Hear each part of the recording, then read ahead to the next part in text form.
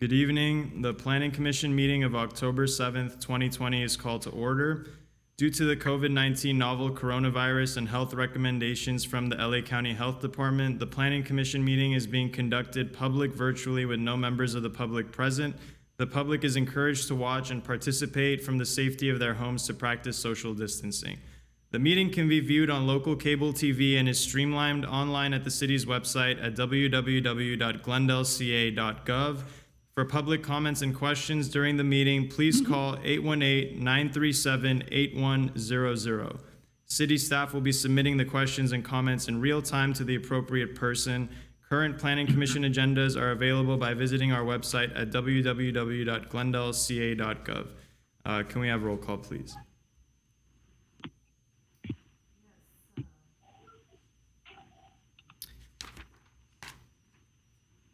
Commissioner Lee,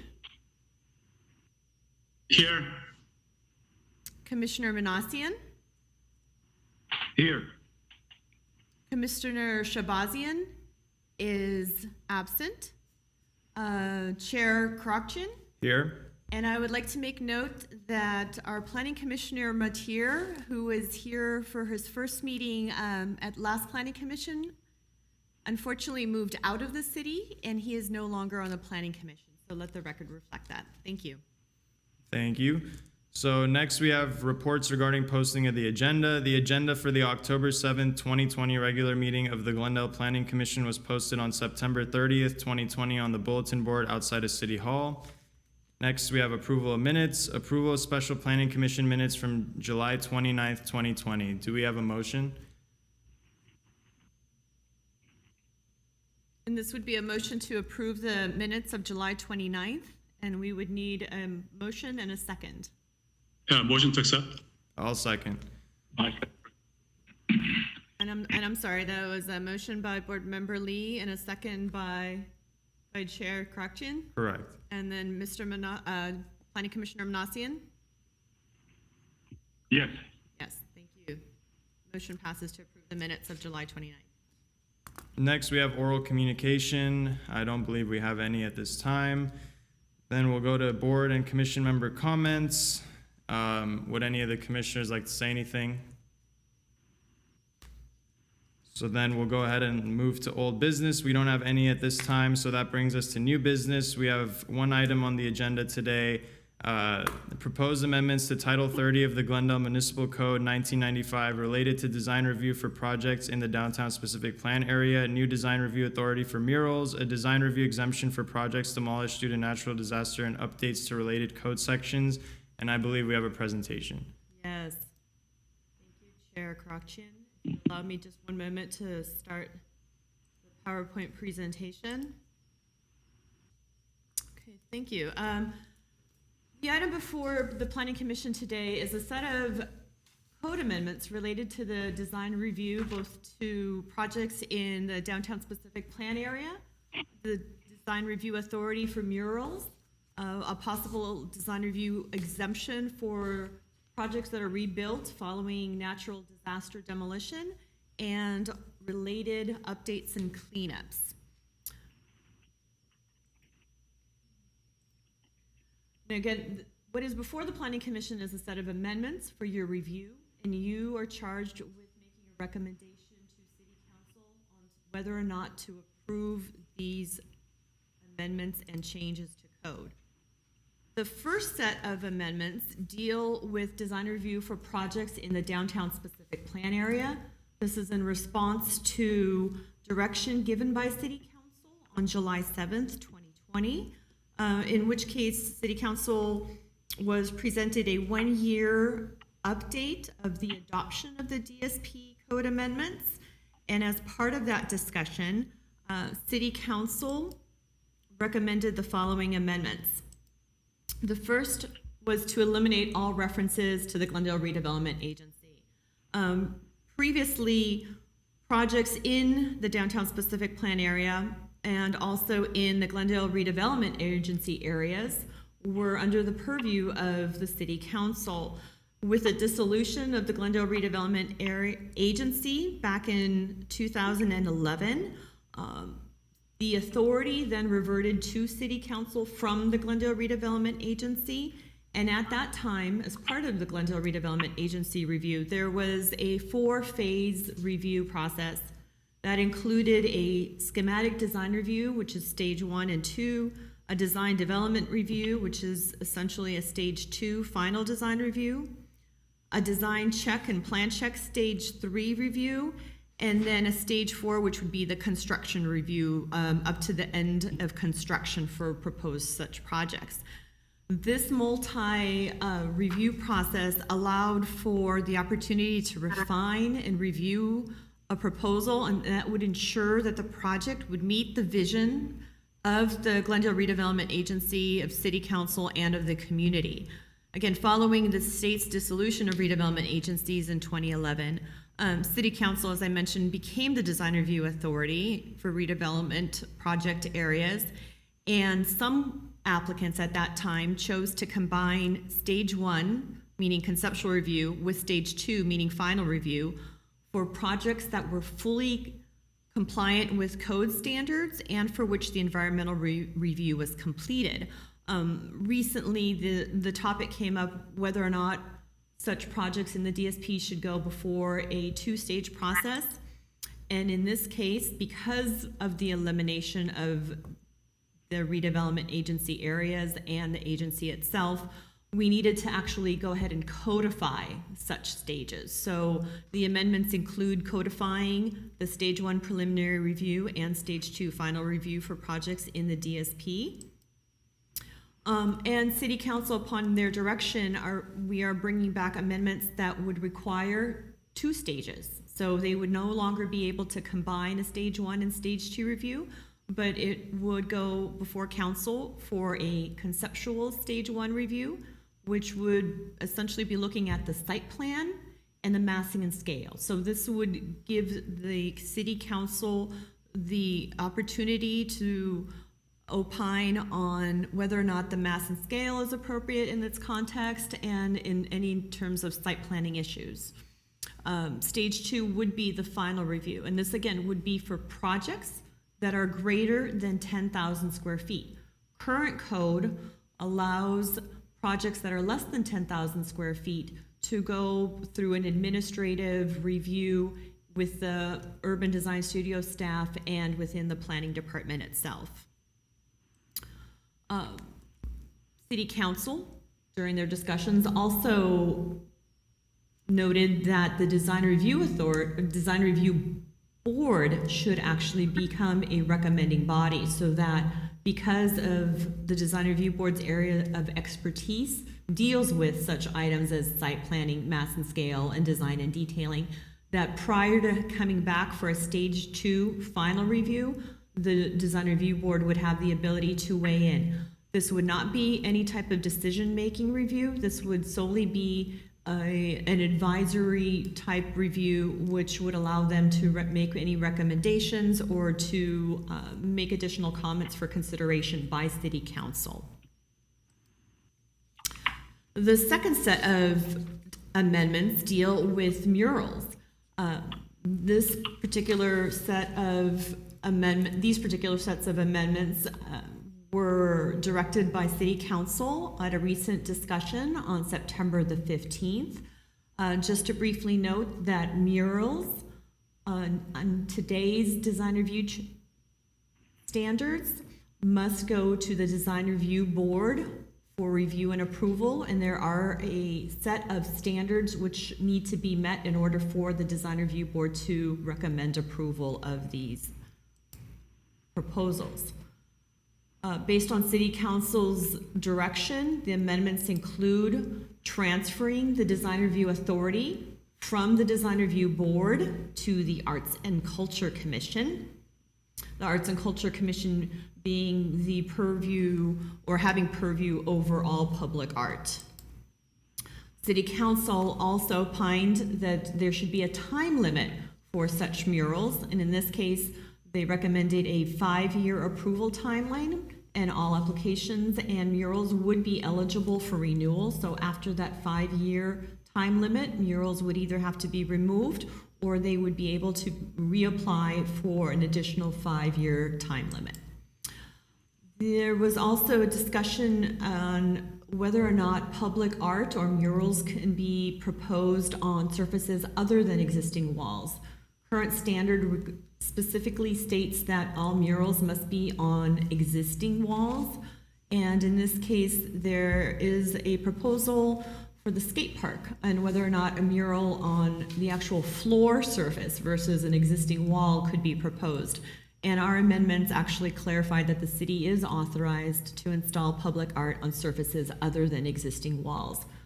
As part of that day's discussion, there were comments with regards to having a more comprehensive mural program, such as the one for the city of West Hollywood and city of Los Angeles.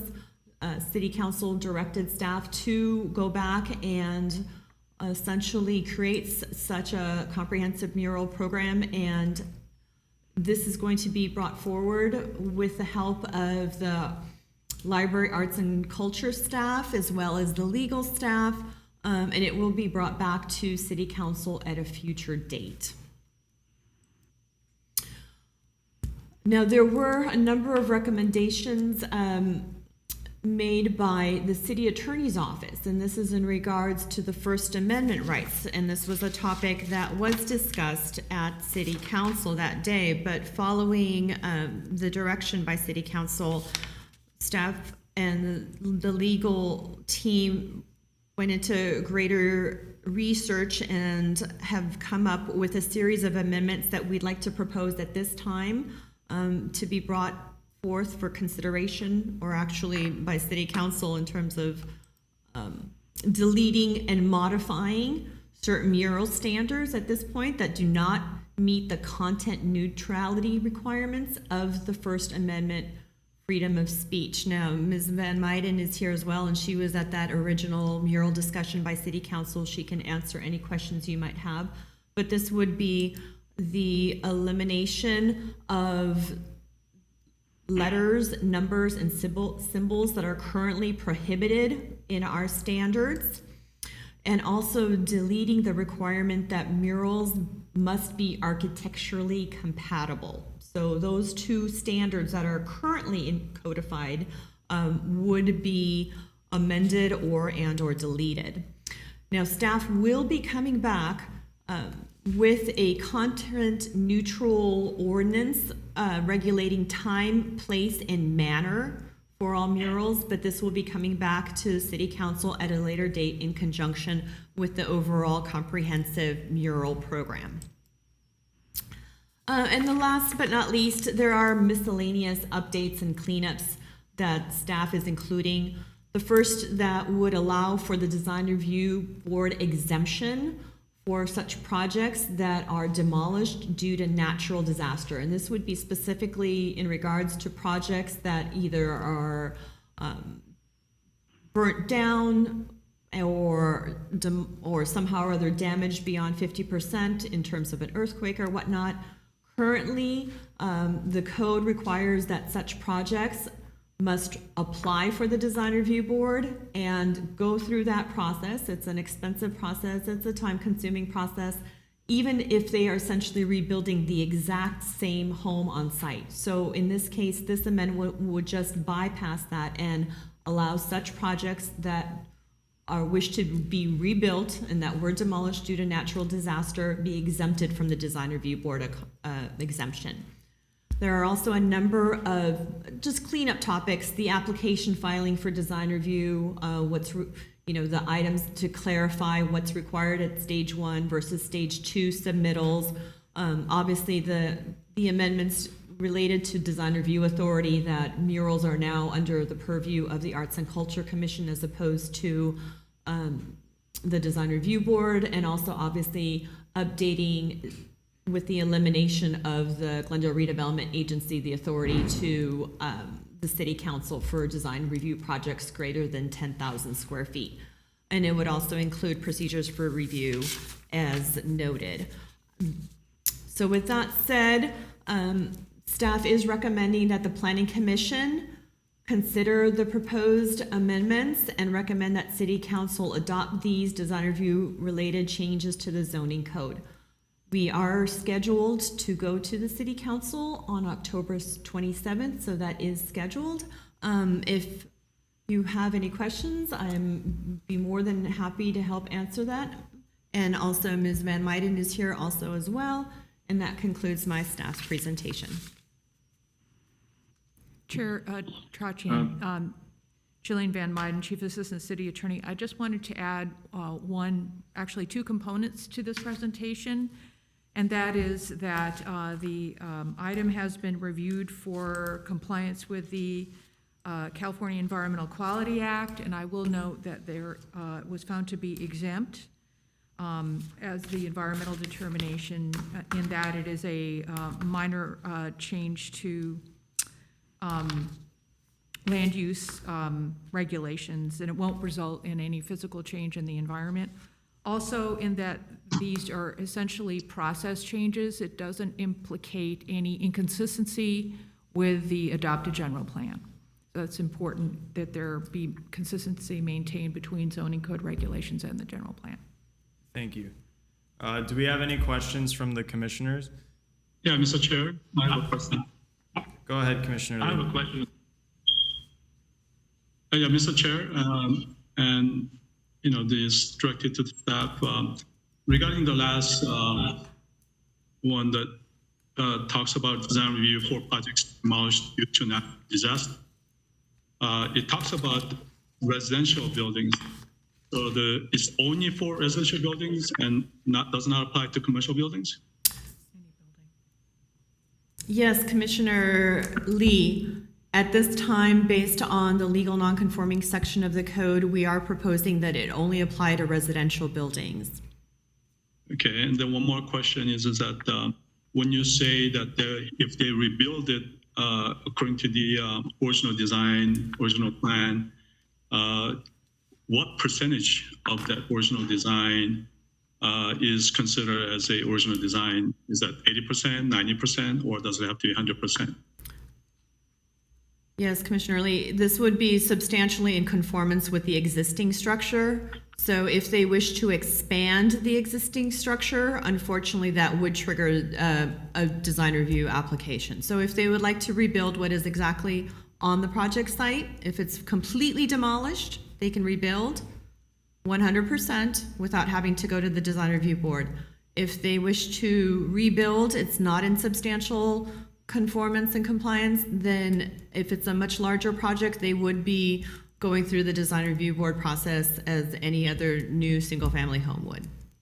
So a little bit more clarification on that, and that is that when you say expansion, so let's say if they stay, it was a 1,500 square foot home, and they stay within that footprint, 1,500 square foot.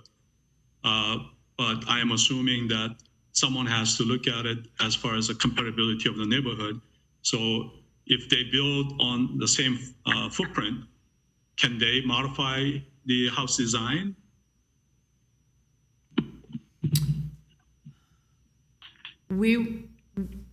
Commissioner Lee, we would essentially, they don't have to build the exact home, but we would be looking at them maintaining essentially the same footprint, essentially the same square footage, making some updates. Obviously, it would be on a case-by-case basis, so we would be working with the Urban Design Studio staff as well.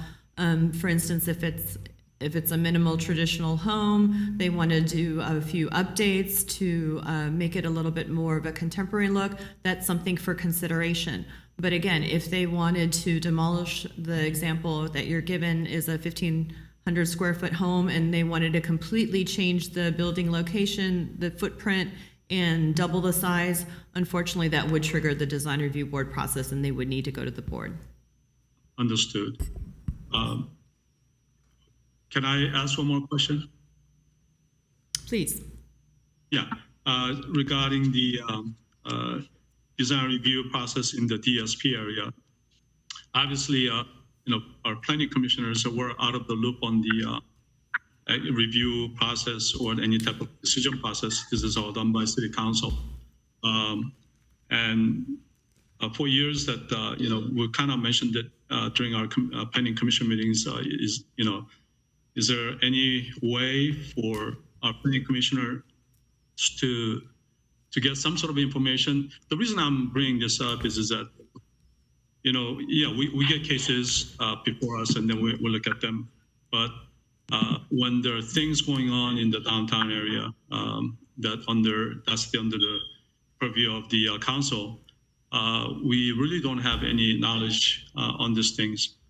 So I'm not saying that we should be part of that. This is really good that design review, is in the middle of the phase 1 and phase 2 to look at that for advisory purposes. But is there any way for our planning commissioners also to be in the loop somewhere so that we know what's going on with this type of developments? Sometimes I'm dumbfounded when someone asks or refers to certain projects and I have no knowledge of it. Yes, Commissioner Lee, if you would like, we would be more than happy to add them under staff updates. And so we would be able to brief the Planning Commission on any larger scale projects proposed in the downtown specific plan.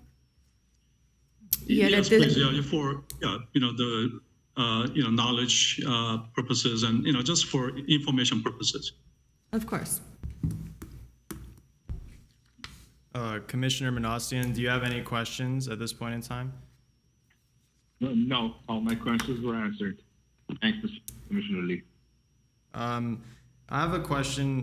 Going off of what Commissioner Lee said, what would the difference be if there was a historic property that was subject to natural disaster? Would that change the process whatsoever? Because it does say any residential building, so I just would like to clarify that.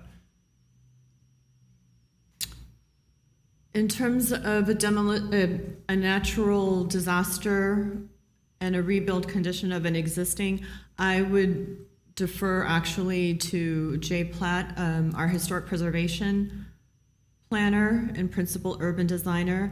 Let me look into this and get back to you. Okay, thank you. If I might add to that, typically the restoration of an historic building would be subject to the Secretary of Interior standards for rehabilitation. But certainly Mr. Platt would have the level of detail Correct. To provide a full response. Understood. And there's no set construction date that applies to this. So my point is that the home could be built at any point in time for this to apply, essentially. Okay.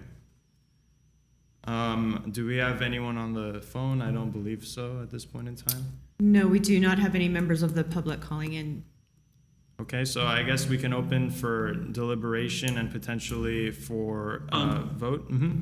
Go ahead. Mr. Chair, I have one more question regarding the mural. Go ahead, Commissioner Lee. You mentioned the existing walls, and then now looking at the possibility of looking at the ground murals. Is that now the surface, the optional surfaces? Is that open to other kinds of surfaces for mural application other than the walls and the ground as been mentioned? Commissioner Lee, no, we are still maintaining the standard of having murals proposed for for existing wall surfaces only. Again, these standards relate to murals on private property that are private developments. This would not include any type of city-sponsored murals, which can be exempt from the design review, or in this case, the design review requirement before the Arts and Culture Commission. The city may wish, if they so choose, to propose public art on surfaces other than existing walls, such as the mural, or in this case, the public art that's proposed on the floor of the skate park. But the existing standard requiring that private murals be on existing walls would be maintained within the amendments.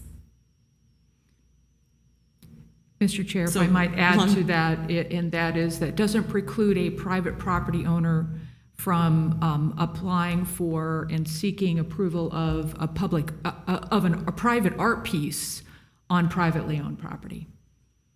Understood. Commissioner Lee, do you have any more questions at this point in time?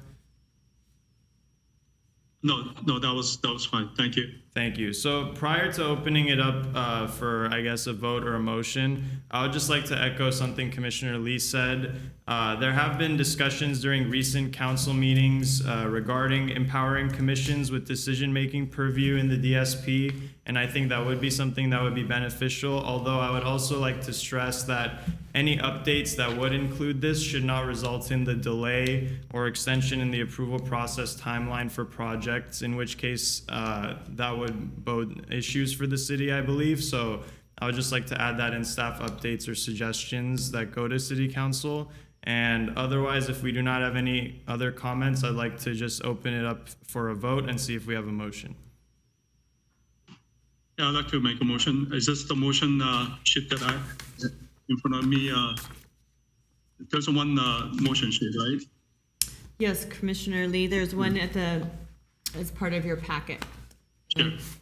Okay, I move that this project is categorically exempt from CEQA as a Class 5 minor alteration in land use limitations as described in the staff report dated October 7th, 2020, and that upon consideration at a public hearing of the proposed ordinance relating generally to design review for projects in the downtown specific plan, DSP area, new design review authority and standards for murals, a design review exemption for projects demolished due to natural disaster, and updates to related code sections, the Planning Commission hereby recommends that City Council adopt the proposed amendments to Title 30 of the Glendale Municipal Code, 1995, with the comments that was made by me and also made by Chairman.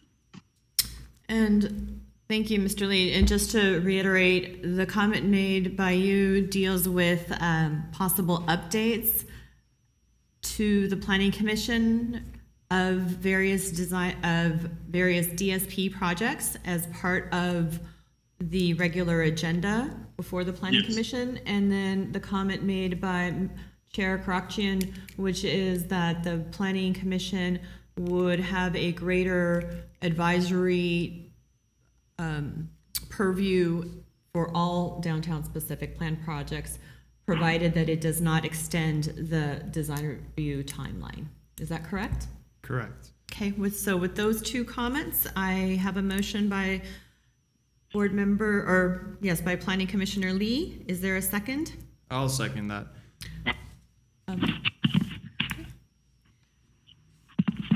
So in terms of a roll call, board member Lee? I'm sorry, Aye. Chair, I'm used to design review board, so I apologize. Planning Commissioner Lee? Aye. Planning Commissioner Manassian? Aye. And Chair Karakchian? Yes. The motion passes to recommend approval or adoption of the proposed amendments with two comments. Thank you. Do we have any community development department updates? We do not at this time. And I believe that concludes our meeting. Thank you very much. And is there a motion to adjourn? So moved. Thank you. Planning Commission is adjourned. Thank you. Thank you. Thank you.